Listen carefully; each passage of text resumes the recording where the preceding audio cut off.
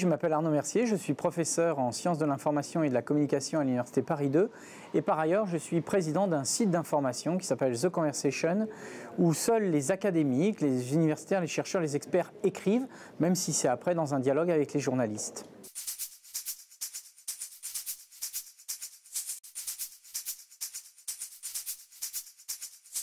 Je crois qu'un des principaux enjeux, c'est évidemment tout ce qui est mutation du numérique. C'est-à-dire acquérir des agilités numériques, acquérir des savoir-faire spécifiques. Et je pense que donc de ça, c'est un trend très profond sur des années.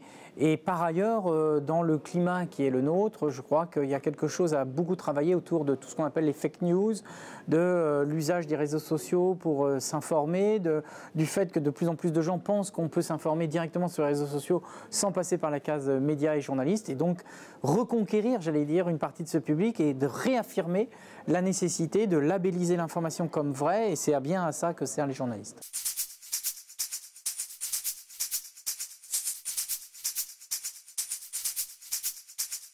Je pense qu'à travers les réseaux sociaux, il y a un usage qui est fait, enfin, il y a deux dangers. Il y en a un, c'est un usage, je dirais, de désintermédiation journalistique. On n'est plus du côté des journalistes, on s'informe par eux-mêmes, on prend la parole, et puis tout semble s'équivaloir et qu'on ne sait plus très bien où est le vrai, le faux, le labellisé, etc.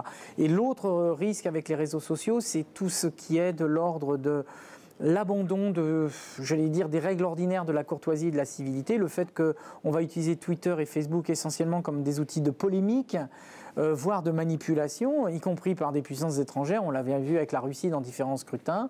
Et donc, il y a quelque chose qui est de l'ordre aussi de la remise en cause, j'allais dire, des fondements de la démocratie par les outils même de la démocratie, de l'apparent débat. Donc, je pense qu'il faut absolument arriver à retrouver une forme de régulation de ce qui circule pour que chacun puisse savoir ce qui est vrai, ce qui n'est pas vrai, ce qui est de l'ordre de la polémique, ce qui est de l'ordre de la civilité et des règles du savoir-vivre en commun.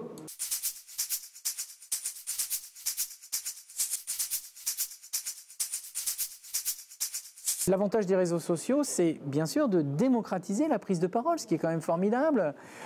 C'est aussi de pouvoir, j'allais dire, interagir avec des gens, y compris des gens qu'on ne connaît pas, y compris au loin, à l'autre bout du monde. Mais il faut effectivement savoir ce que veut dire ce type d'interaction et surtout ce que l'on y met. Et je pense que le principal problème à ce moment-là devient effectivement que ça peut être un formidable outil, et ça l'est dans un certain nombre de cas, dès lors que tout le monde l'utilise avec un principe de responsabilité.